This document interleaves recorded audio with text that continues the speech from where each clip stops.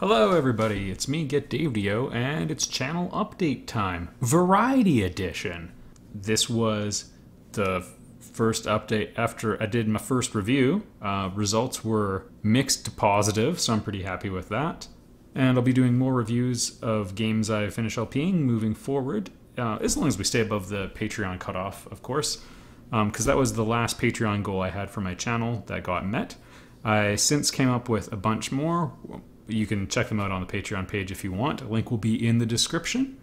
Also did my first two Let's Appreciate videos. And the second one is probably like my favorite video that I've ever made. It wasn't super popular, but I'm okay with that because there's lots of things I should and would be doing differently if my goal was to maximize views and channel metrics and all that. But that's not how I want to roll. So anyway, just so you know, I think it's good, and I liked it, and people cried. And now we're doing Fire Emblem Awakening, which is going really well. I'm having a blast doing it. Having played Fates more recently than Awakening, and also Echoes, I kind of forgot just how good Awakening is, so that's been super exciting to work on, and it's been a nice change of pace to go to a tactical game after a little bit of a break. I think XCOM 2 was the last one, and that one wasn't great, so... And Fates wasn't... Yeah! We've had a dry spell since I did War of the Lions again, so there we go. So that's what's going on with the channel. In other news, I started a company called Reclamation Games, and we're working on a video game, and I usually do a little blurb about how that's going every month. Nothing too sexy this month, lots of gameplay related coding and bug fixing and improvements, so this is mostly a try something out and feel how it feels process. Little tiny things like adding stutter frames for like, what's a good example? So in Mario games, some of the more recent ones, if you're jumping through the air and you press L on your controller, Mario does a little spin and it just takes down gravity just a little bit and lets you jump a little bit further.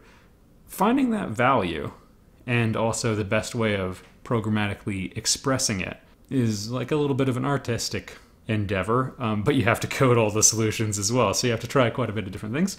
So I've been doing that because I've been focusing on attacking a lot lately, and I showed like my animation controller for segueing between the 19 different attacks, and you know, each one of those has to feel really good for how you're segueing from one to the other, and you have to have a really good control scheme for moving from them, because you can say something simple like it's a combo system, but you have to figure out things like, okay, well, can you start a combo with any attack? Or does starting with one put you in a different place than the other? And how do you exit the combo and so on? One other note, so I mentioned stutter frames, and people know about things like in Zelda games, the frames stutter for 1 or 2 frames. I'm referring at first to animation units and then second units of time.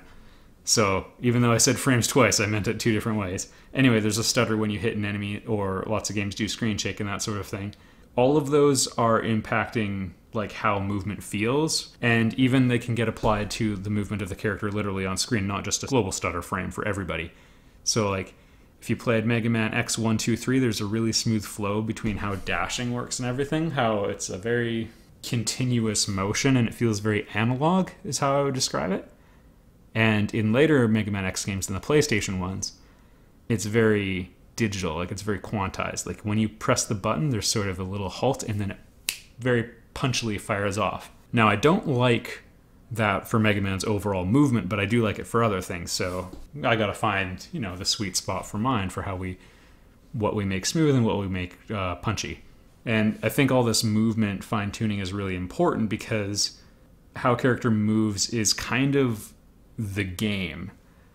Think about a game like Mega Man. He's not actually more powerful in terms of raw power than most of the other Robot Masters you fight. You usually need to hit the enemy with 28 lemons. Sometimes his lemons do 2 damage, but usually it's 1. So he's got to do 28 hits.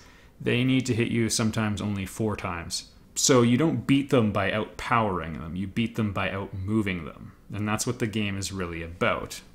Knowing to jump when they're going low and knowing to slide when they're going high, and yeah, just controlling the space. And it's more like a chess game. And fighting games are all about that too. Fighting games are 100% not about beating up your opponent at the higher levels. It is about being at the right distance and having objects like the rear boundary, usually, where you want it to be. Actually hitting them is an execution, but everything else you do is setup. So anyway, in lots of games, movement and spacing is really what the puzzle is, and is really where the fun is. So in the game I'm working on, a big reason I picked a female protagonist in Reyna is because I wanted to be clear that this isn't about a power versus power battle. So she's not Hagar from Final Fight. Like, she's not 6'10", 390 pounds of bench pressing killing machine winning a strongman competition. Like, to win a fight, she has to outmove her opponent, and movement is something she's good at, and raw physical power is not something she's good at.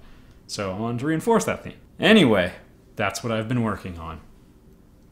If you want to support the channel and the new creative endeavors with like Let's Appreciate and reviews, or just Let's Plays, because I still do those 99% of the time, just watching the videos helps. A couple people always ask me, YouTube Red, is that a thing? Does it help? Absolutely. So if you're YouTube Redding it, yeah, that's great. That supports the channel like financially. Watching the ads does too. And if you want to be direct about it, Patreon is an option too. And if you can't afford it, that's fine. I hold nothing back from people who don't become patronuses, as I call them. That's just not how I roll, because I don't want to have people gated off from what I make. And I don't want to be an entertainer for the rich, and I don't want to be chasing views. And I even had to check myself a little bit because I was getting a little too caught up into the views that episodes were getting rather than whether or not I was getting personal satisfaction, which is hard not to do, but important not to do, at least for me. So thanks for watching, everyone.